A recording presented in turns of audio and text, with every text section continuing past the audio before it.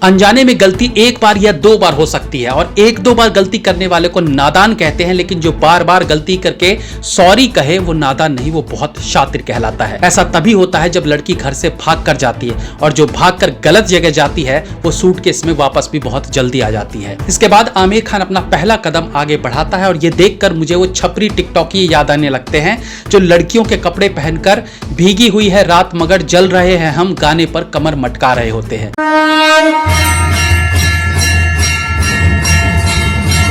Controversy से अलग सबसे पहले मैं तो एड एजेंसी से जानना चाहता हूं कि 60 साल के बूढ़े आमिर खान को 25 साल की कियारा आडवाणी का दूल्हा बनाने का जो फैसला लिया, ये आइडिया तुम्हारे दिमाग में कौन डाल गया? तुम्हारा बाप छोड़ गया था या तुम्हारी माँ या बाप में से जो भी छोड़ गया था? बहुत ही वाहियात फैसला था, बेहुदा फैसला था। चेहरे में 2.5 किलो झुर्रियां लिए आमिर खान कितना भी अपने स्किन को खिंचवा खिंचवा के रबड़ बना ले, लेकिन ये दादाजी अब लौंडा क्या अंकल जी भी नहीं दिखता है।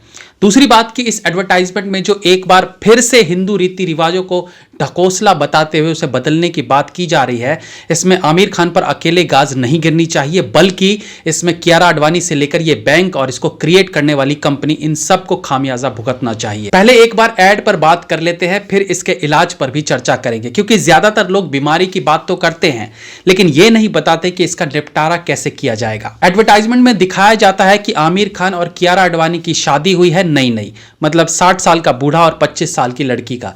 अच्छा, आपको फन फैक्ट बताता हूं, 1984 में आमिर खान ने एज ए हीरो अपनी पहली फिल्म की थी जिसका नाम था होली, और इस फिल्म के 7 साल बाद कियारा आडवाणी का जन्म 1991 में हुआ था और 1992 से पहले आमिर खान की पहली शादी हो चुकी थी। ठीक है यार, मानते हैं कि फिल्मों में एज गैप के बाद भी जोड़ियां पसंद की जाती हैं, लेकिन यह तो हद हो गई ठरकपने को दिखाने की। एनीवेज, दूल्हा बना आमिर खान अपनी बेटी अपनी वाइफ कियारा से कहता है कि पहली बार देखा कि विदाई हुई लेकिन दुल्हन रोई नहीं, जिस पर कियारा कहती है रोई तो तुम भी नहीं। इस सीन से पहले ही फेमिनिज्म को दिखा दिया गया था, जब आजकल की कुछ छुछुंदरियां विदाई के वक्त हंसते हुए कूल दिखने के लिए मां बाप को टाटा बाय करती हुई निकल जाती हैं। ये आजकल बहुत चल रहा है। इससे पता चलता है कि आज की कुछ युवा पीढ़ी का किस प्रकार से अपने मां बाप से, रिश्तों से मोह खत्म होता जा रहा है। ये विदाई के वक्त पे रोना यूं तो एक विधि कहलाती है, लेकिन एक्चुअली ये अपने आप होता है। 25 साल जिस घर में लड़की रही, जिस माँ बाप भाई बहन की लाडली बनी रही, वो घर छोड़कर जाए और उसे रोना भी ना आए, ऐसा हमारे धर्म, हमारी संस्कृति में तो नहीं होता है। ऐसा तभी होता है जब लड़की घर से भाग कर जाती है और जो भाग कर गलत जगह जाती है वो सूटकेस में वापस भी बहुत जल्दी आ जाती है।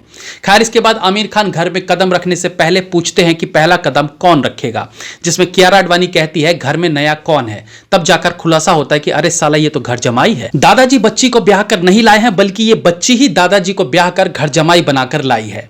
इसके बाद आमिर खान अपना पहला कदम आगे बढ़ाता है और ये देखकर मुझे वो छपरी टिकटॉकी याद आने लगते हैं जो लड़कियों के कपड़े पहनकर भीगी हुई है रात मगर जल रहे हैं हम गाने पर कमर मटका रहे होते हैं। भीगी हुई है रात मगर। अब सवाल ये उठता है कि हिंदू धर्म के रीति रिवाजों को बदलने की बात उठती ही क्यों है?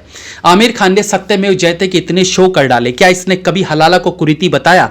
क्या इसने कभी कहा कि एक मुस्लिम बहन पर उस वक्त क्या गुजरती है जब वो अपना घर बार छोड़कर अपने पति के घर रहने आती है और एक दिन सब्जी में नमक कम हो जाने से उसका शौहर सिर्फ 3 बार तलाक बोलकर उसकी दुनिया खत्म कर देता है? लेकिन इस 2 कौड़ी के एक्टर को बुराइयां केवल हिंदू धर्म में ही नजर आती है। लाल सिंह चड्ढा के रिलीज से पहले इसने हाथ जोड़कर सबसे माफी मांगी क्योंकि इसकी फिल्म रिलीज होने को थी, लेकिन लोगों को इस गिरगिट की मंशा पहले ही पता थी कि अभी ये केवल दिखावे के लिए माफी मांग रहा है, लेकिन ये बदलने वाला नहीं है क्योंकि ये नीच मानसिकता का है। इसलिए लोगों ने इसकी फिल्म को रिजेक्ट कर दिया और अब जब फिल्म पिट गई तो ये वापस अपने उसी धंधे पर लौट आया जिसकी ये खाता है। तो आमिर खान अब उस स्टेज पर आ चुके हैं जहां आप उनसे किसी भी प्रकार की उम्मीद मत कीजिए कि वो आपके कहने से मान जाएगा कि भाई सॉरी मेरे से गलती हो गई, आगे से ऐसा नहीं होगा। क्योंकि देखा जाए तो आमिर खान की पूरी जिंदगी कंट्रोवर्सी पर टिकी है, वो चाहे इनकी रियल लाइफ हो या फिर रील लाइफ।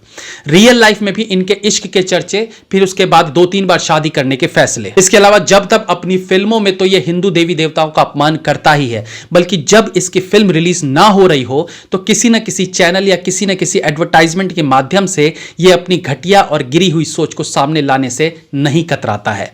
अगर आपको लगता है कि आमिर खान भोले इंसान हैं, हर बार अनजाने में ये गलती कर बैठते हैं, तो ये गलत है। अनजाने में गलती एक बार या 2 बार हो सकती है और 1-2 बार गलती करने वाले को नादान कहते हैं, लेकिन जो बार बार गलती करके सॉरी कहे वो नादान नहीं, वो बहुत शातिर कहलाता है। वो एड़ा बन के पेड़ा खाने वाला इंसान है, जिसे सब पता है कि वो क्या कर रहा है, इसका लोगों पर क्या असर पड़ेगा, लेकिन फिर भी ये अनजान बनकर ऐसे दिखाएगा जैसे इसे पता ही नहीं था कि उसके ऐसा करने से कंट्रोवर्सी हो जाएगी। ये अब मंझा हुआ खिलाड़ी बन चुका है, इसे आप समझाकर बदल नहीं सकते। या तो इस तरह के केस में अगर कानूनन कुछ हो सकता है तो उसकी डिमांड की जाए, या फिर इसको अब यूं ही छोड़ दो, करने दो ये क्या करता है।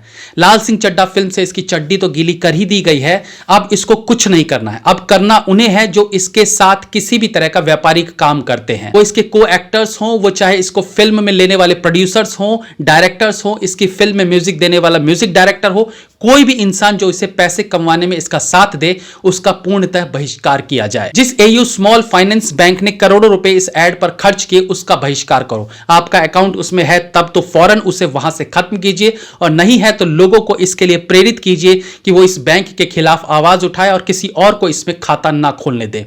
अगर आमिर खान बेलगाम हो चुका है तो उसके आसपास जो लोग उसके साथ काम कर रहे हैं उन्हें टारगेट किया जाए, क्योंकि वो भी इस कुकर्म में बराबर के भागीदारी हैं। कियारा आडवाणी जी, लगता है कुछ ही समय में आपने ज्यादा ही ख्याति और पैसे कमा लिए हैं, इसलिए आपका अब करियर से मोह उठ चुका है। चलिए कोई बात नहीं, विनाश काले विपरीत बुद्धि।